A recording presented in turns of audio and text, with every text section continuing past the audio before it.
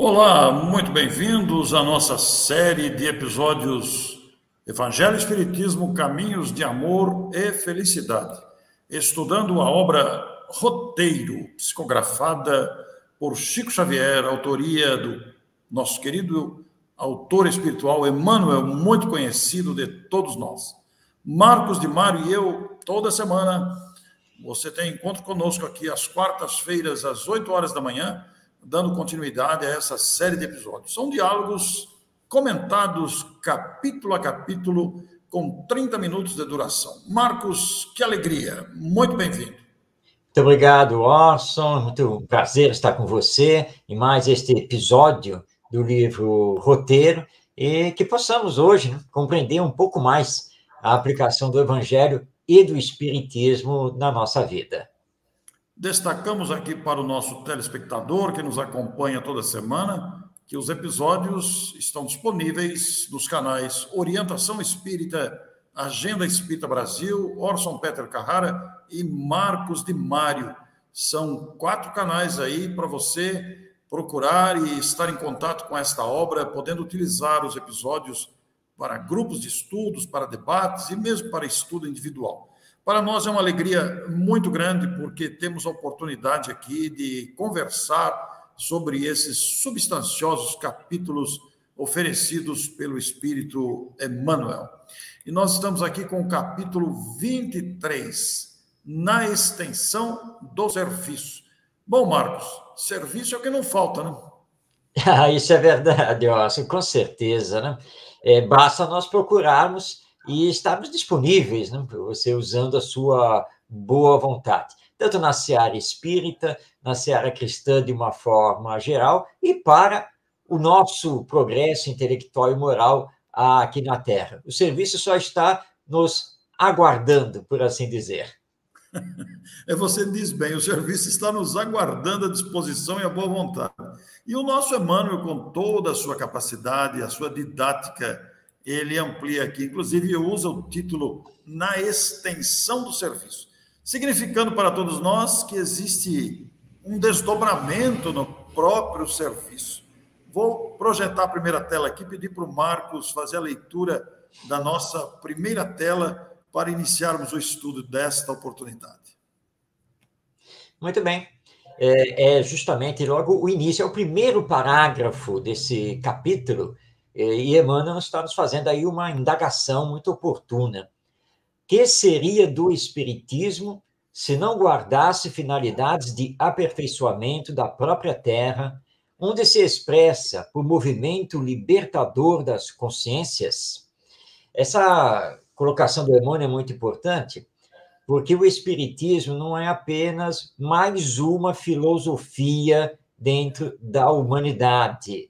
O Espiritismo realmente veio libertar as consciências, mas para isso, além de ser uma doutrina que nos provoca a pensar, mas nos provoca a nos transformar, ou seja, a sermos uma nova pessoa, quer dizer, uma pessoa que passa a aceitar a imortalidade da alma, a reencarnação, que passa a compreender os mecanismos justos da lei divina, aquela pessoa que sabe que o que nos rege é a lei do progresso. Então, o Espiritismo exige que saiamos do lugar comum, que não fiquemos apenas no estudo e considerando que isso é muito bom, é ótimo, mas sem nos transformarmos. É por isso que os espíritos dizem a Allan Kardec, na codificação espírita, que o espiritismo ele veio alavancar o progresso moral da humanidade. Obviamente que esse progresso moral só pode acontecer a nível coletivo se houver a transformação moral individual de cada um de nós. Mas como eu vou provar que realizei essa minha transformação moral? Bom, só tem um caminho, que é exatamente este que Emmanuel nos apresenta. Ora, convivendo com os outros, arregaçando as mangas no serviço ao próximo, porque aí eu vou demonstrar que eu não estou apenas aqui sentado, tranquilo, com a minha biblioteca, frente ao computador, fazendo uma live, falando coisas bonitas, mas que não passa disso. Então, a nossa interação com a humanidade, a nossa interação no mundo é importante, com essa consciência libertada das questões meramente materialistas, porque a nossa consciência nos diz que somos espíritos imortais, que somos regidos por uma lei divina e que estamos aqui para nos aperfeiçoar. E aí, então, temos que estar em movimento, no trabalho. É a única maneira de provarmos a nossa transformação. Pois é, Marcos, brilhante a sua inicial colocação, e até é o que diz o nosso Emmanuel no primeiro parágrafo do livro, né? Onde se expressa por movimento libertador das consciências. Esse movimento libertador das consciências, naturalmente, não deverá ser, não combina com ociosidade, não combina com desinteresse e até mesmo omissão. Então, o Espiritismo apresenta uma proposta para ser utilizada. Essa proposta para ser utilizada requer o primeiro passo, a iniciativa, o esforço do adepto, que somos todos nós, nas experiências diferentes de convivência, como disse o Marcos, né? Ir ao encontro do trabalho e realmente proporcionar todo este adentrar de experiência. E, na sequência, dentro desse raciocínio, o próprio Emmanuel vai dizer: se nos abeirarmos do trabalhador, com o intuito de estimulá-lo ao serviço, auxiliando-lhe o entendimento, para que a tarefa se lhe faça menos sacrificial e favorecendo-o a fim de que descubra por si mesmo os degraus da própria elevação, estaremos edificando o bem legítimo no aprimoramento da vida e da coletividade. Vejam vocês que este destaque do texto, ele é fundamental, né? Porque esse abeirar do trabalhador não é apenas de iniciativa dos espíritos que nos estimulam. Entre nós, os encarnados, nós igualmente nos estimulamos, mas vem um estímulo muito grande dos espíritos, como o próprio Emmanuel aqui, neste capítulo, que estimula o serviço, auxilia-nos no entendimento, justamente para que a gente não sofra no cumprimento da tarefa e entenda a tarefa como degrau de aprendizado e de progresso. Então, este estímulo, este abeirar do trabalhador, esse auxílio ao entendimento, favorece-nos para que nos descubramos por nós mesmos os degraus da própria elevação, como ele diz. Marcos, nós estaremos efetivamente edificando o bem legítimo. E o bem legítimo não é senão o aprimoramento da vida e da coletividade. E atualmente parece que é uma necessidade preemente. Nós estamos vivendo tempos complexos, Marcos, onde esta situação ela se produz de uma atualidade tremenda para todos nós. Sem dúvida, Orson. E hoje em dia, essa fala do Emmanuel tem tudo a ver com a educação e o que estamos fazendo com ela.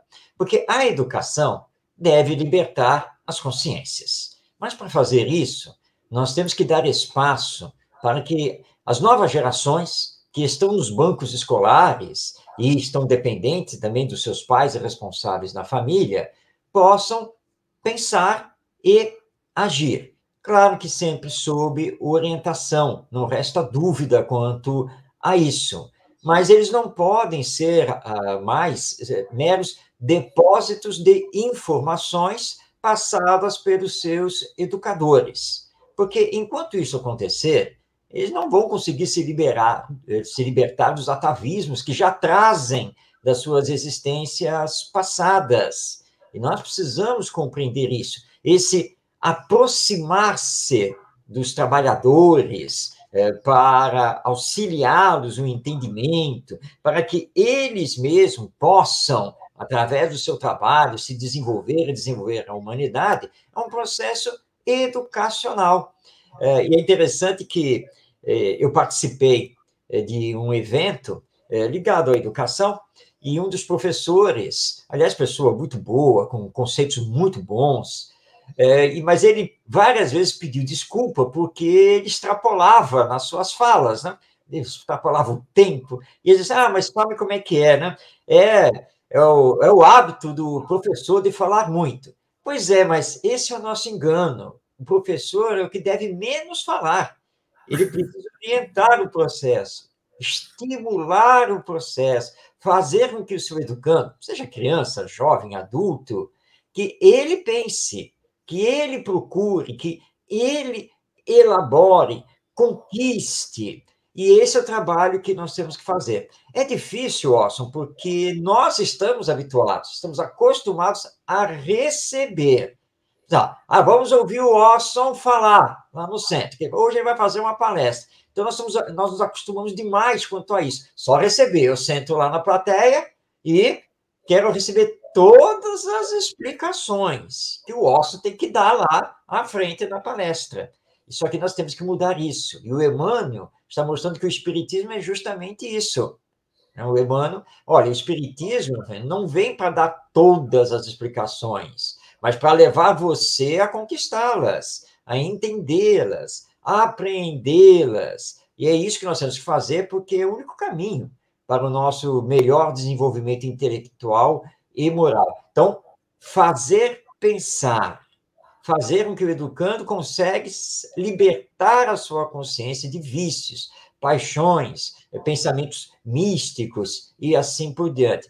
Essa é a tarefa do Espiritismo. Mas agora você vai pegar a palavra, Orson, por favor, me explique tudo.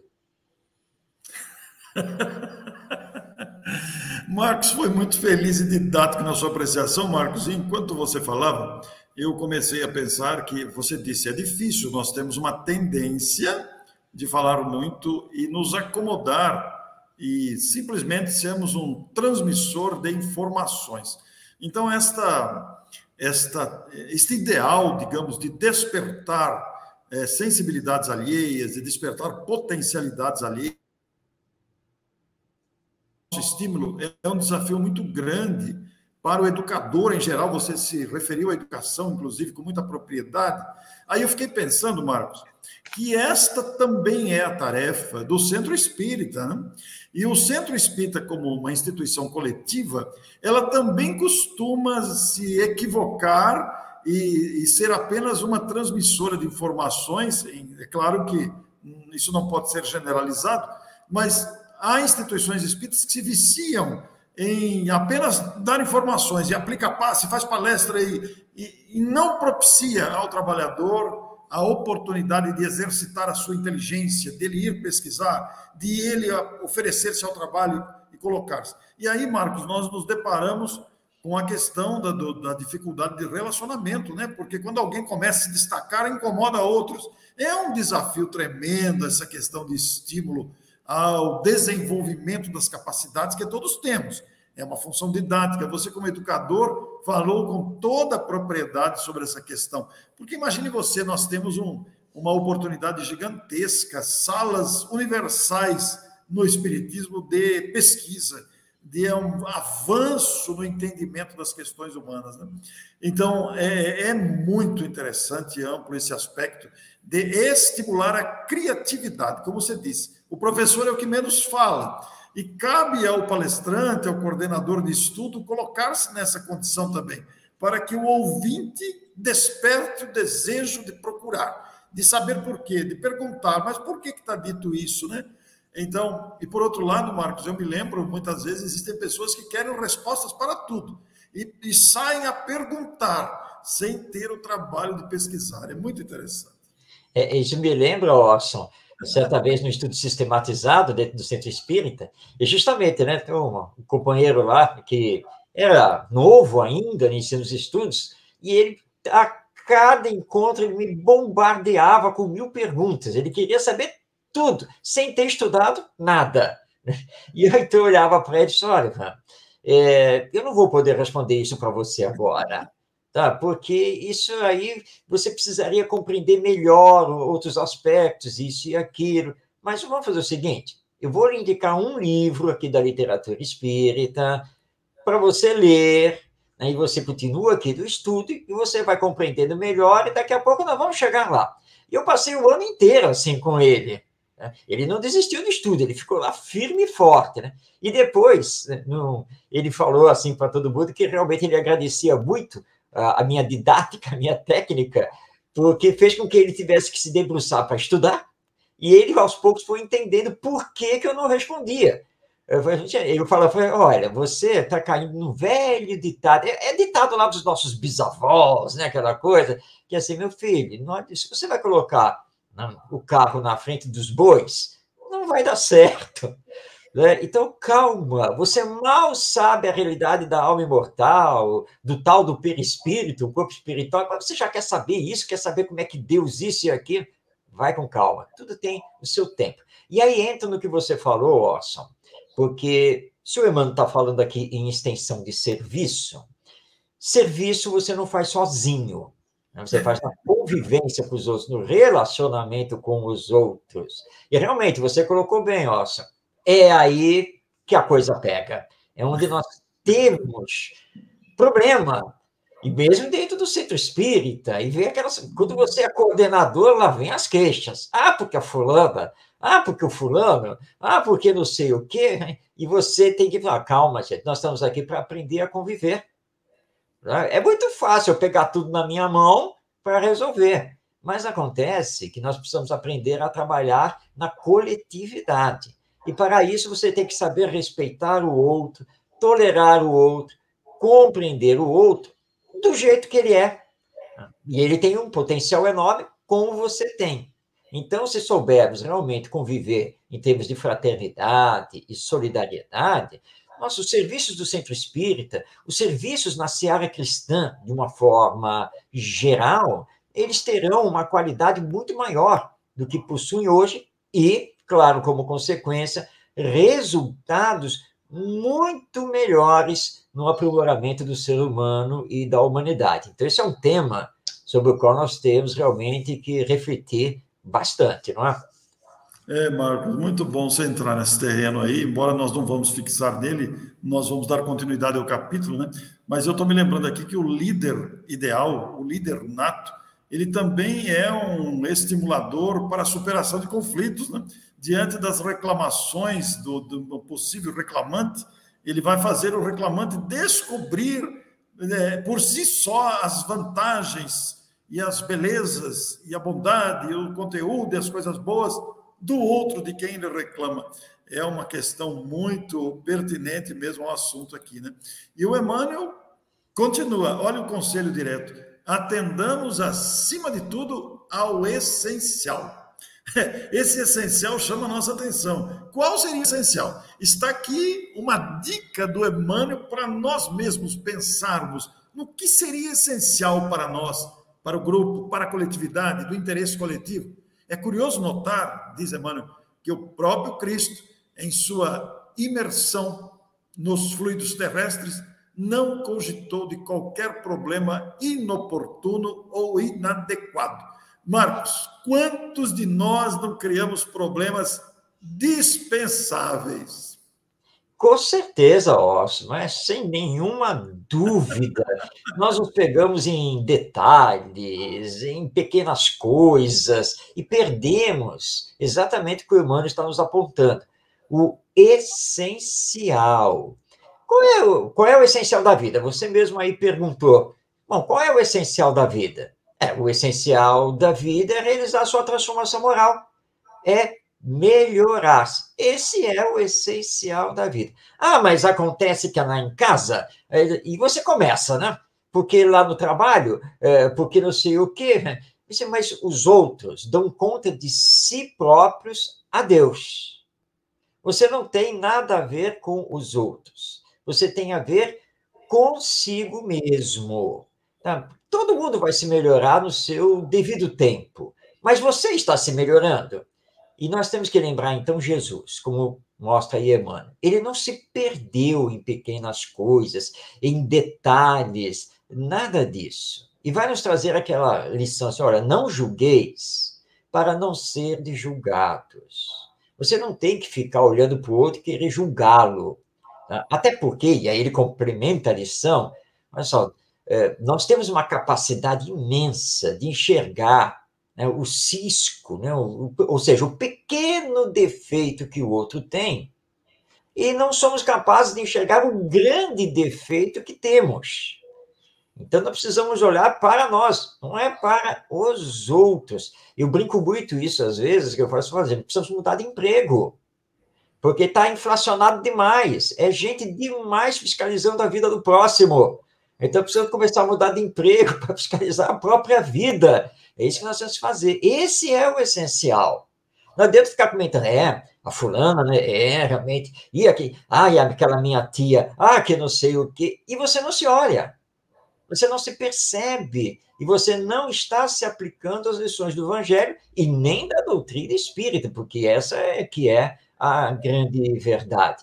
Então, cuidado, vamos olhar para o essencial. Aí, lembrando aqui o Antoine Saint-Exupéry, né, do livro O Pequeno Príncipe, quando o Pequeno Príncipe ouve, né, o essencial é invisível aos olhos, porque ele é interior, ele é íntimo, é o seu encontro consigo mesmo, com o próximo e com Deus. Não é fácil, claro que não, mas nós estamos aqui na Terra hoje para dar continuidade a esse processo. Quem está nos assistindo aí agora, está vendo eu e o Orson aqui na tela, então vocês olhem para o Orson, porque o Orson já está espiritualizado. O Orson já, né, foi grandes conquistas, pode olhar que a luz está vindo dele, com toda certeza. É ou não é, Orson? Marcos, não me põe essa responsabilidade nas costas, porque, olha, estou longe disso, hein? Estou longe, muito longe. Todos nós estamos, mas estamos na caminhada. Então, o essencial é isso que Jesus exemplificou: olhar para nós mesmos. Eu trabalhando comigo mesmo para me melhorar. Esse é o caminho. O Marcos, e nessa direção de raciocínio, eu até quero sugerir ao telespectador que procure o seu exemplar do livro Roteiro, que após essa citação de Emmanuel sobre atender ao essencial, ele põe vários exemplos de conduta e comportamento do Senhor, né, que não permaneceu inativo, nem tampouco permaneceu com críticas ou procurando defeitos, como você citou o exemplo da cegueira nos olhos, né? Ele simplesmente saiu a trabalhar, ele não se perdeu em conversas vazias, em considerações sem proveito. Ele sempre exaltou os deveres de amor para com a vida. Emmanuel faz uma relação aqui valiosíssima, onde ele apresenta o comportamento do Cristo. Eu quero sugerir a você que busque o capítulo 23 do livro Roteiro e se deleite aqui com as explicações do Espírito Emmanuel, falando sobre essa extensão do serviço, que ele mesmo, naturalmente, deu exemplo na própria vida, porque foi o maior exemplo em favor do bem.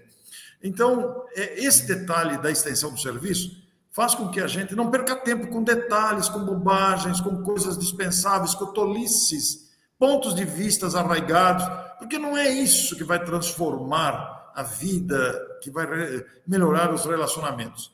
O que vai melhorar a vida e os relacionamentos é a nossa conduta, o esforço continuado no bem.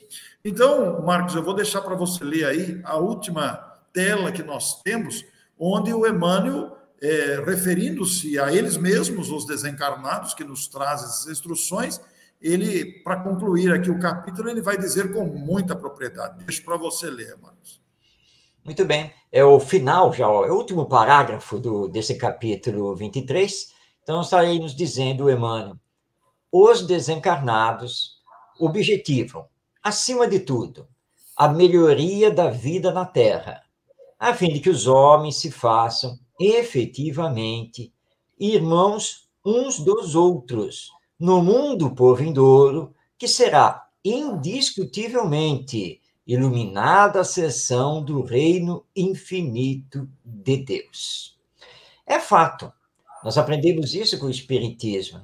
Os desencarnados não se apresentam para nós através dos médiuns, com os mais variados fenômenos mediúnicos, simplesmente para satisfazer a nossa curiosidade, para nos divertir ou nos explicar tudo de tudo. Não. O objetivo é muito mais profundo do que esse. Eles querem evidenciar as lições morais do Evangelho.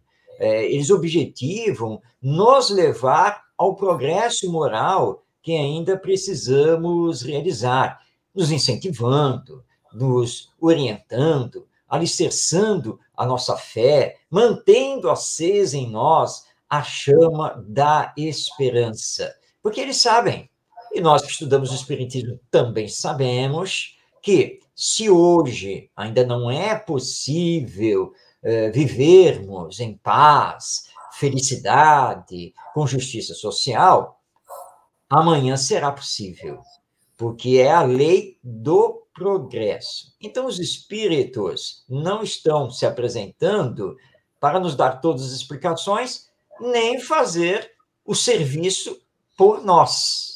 Um limite em relação a isso. Então, equivoca-se quem acha que basta ir lá no centro espírita para conseguir lá uma consulta, uma explicação total dos espíritos para tudo que se queira saber. Não é por aí. Né? E os centros espíritas têm que tomar muito cuidado em relação a isso, para não deixar que isso aconteça, porque os bons espíritos se afastam. E quando os bons se afastam, os outros que são levianos, imperfeitos, zombeteiros, vão adentrar aí e vão fazer um estrago muito sério. Então, levemos com seriedade o espiritismo e as comunicações mediúnicas. Esse é o alerta aqui do nosso querido Emmanuel. Pois é, Marcos, com esse título do capítulo, na extensão do serviço, e com essa referência aí no final do capítulo, eu acho que nós podemos nos perguntar a nós mesmos, adeptos do Espiritismo, seguidores dessa doutrina filosófica de embasamento científico e consequências morais, por que que os espíritos se comunicam? Por que que eles nos procuram? Afinal de contas, não poderiam ficar do lado de lá quietinho e deixar a gente viver aqui, mas há um intercâmbio permanente de espíritos com os seres encarnados. Espíritos em dificuldades, espíritos doentes, espíritos enfermos, etc., mas também espíritos sábios, generosos, instruídos, bondosos. Por quê? É uma pergunta que deixamos à apreciação do nosso telespectador. É uma pergunta didática para a gente pensar por que é que os espíritos nos procuram através dos médiuns que se manifestam nas mais diferentes modalidades de mediunidade. E isto nos fará didaticamente pensar na extensão do serviço que nos cabe, com todos os desdobramentos aí incluídos. Alguma observação, Marcos? É isso, Orson. Vamos deixar essa pergunta, então, aos nossos telespectadores, porque ela é importante. Nós precisamos pensar por que temos o intercâmbio com os espíritos através dos fenômenos mediúnicos. Você colocou muito bem, né? Eles não poderiam ficar quietos no mundo espiritual e nós quietos aqui no mundo material, mas existe uma interatividade. Por que essa interatividade existe? Então, deixemos os nossos telespectadores pensarem a respeito. Aliás, é o tema do próximo capítulo, o capítulo 24, o fenômeno espírita. Nós esperamos você na próxima semana para a continuidade dos nossos estudos aqui do livro Roteiro. E até lá. Muito obrigado pela sua audiência.